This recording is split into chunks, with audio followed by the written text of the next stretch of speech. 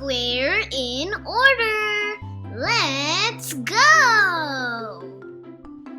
It was a lovely morning. Mia saw a beautiful butterfly sitting on a flower and suddenly a frog slurps it in.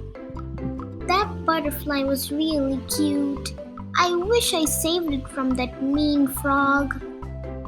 Mia walks to school thinking about the morning scene. MANJU ma'am came to the class and noticed Mia in some deep thoughts. What happened, Mia? Why do you look dull? Mia saw a frog eating a beautiful butterfly and she feels sorry for the poor butterfly. RITU explained, ma'am, what happened to Mia. Well, my dear, the frog is not mean. It just did what it needs to do.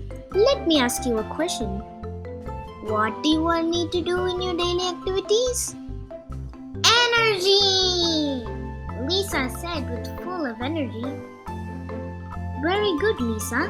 Where do you get the energy from? From food we eat. Exactly, children. Every organism needs energy to live and do their daily activities just like us. And they take food from their ecosystem. So all organisms are interdependent on each other. So the butterfly takes energy from the nectar and the frog from the butterfly. You got it. This order of flow of energy in an ecosystem is called food chain. Now, the butterfly took energy from the flower and the frog from the butterfly. But where does this flower get its energy from? If they are not eating anything, maybe they are producing their own food? Absolutely, yes. They produce their own food and hence they are called producers in a food chain. Ma'am, I have a question.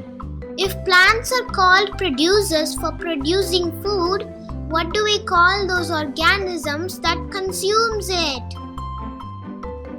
Very good question, Lisa. Any guesses? It's consuming, so consumers? Very good, Mia. Yes, all the herbivores and carnivores are called consumers. Does everyone know what herbivores and carnivores are?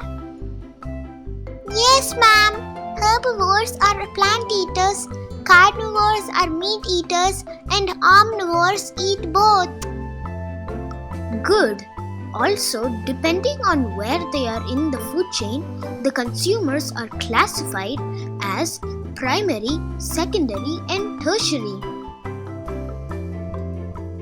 Ma'am, then if a snake eats that frog, will that become the tertiary consumer?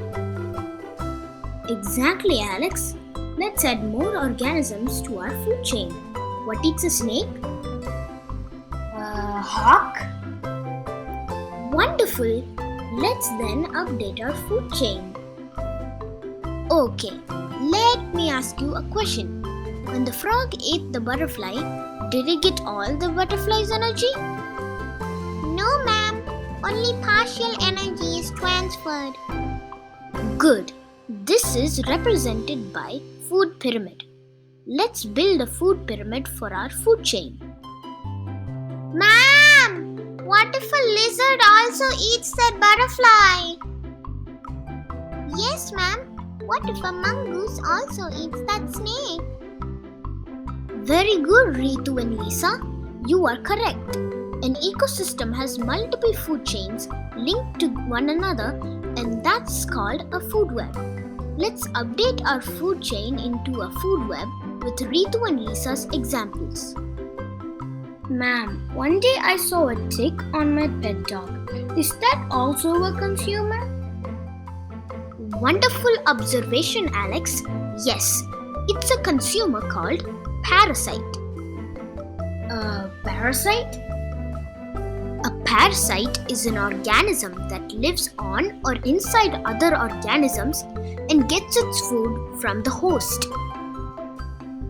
So my dog is the host and tick is a parasite.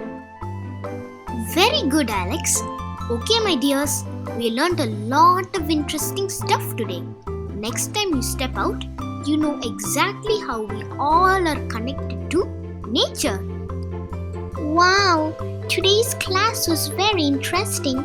We learned a lot about how each organism affects the energy flow in an ecosystem and how we are interdependent on each other. Mia went home happily after knowing that the frog was not mean, but after all, it's just playing its role in the ecosystem. Story by ASquareLearners. See you again in the new episode. Bye-bye! And don't forget to subscribe ASquareLearners.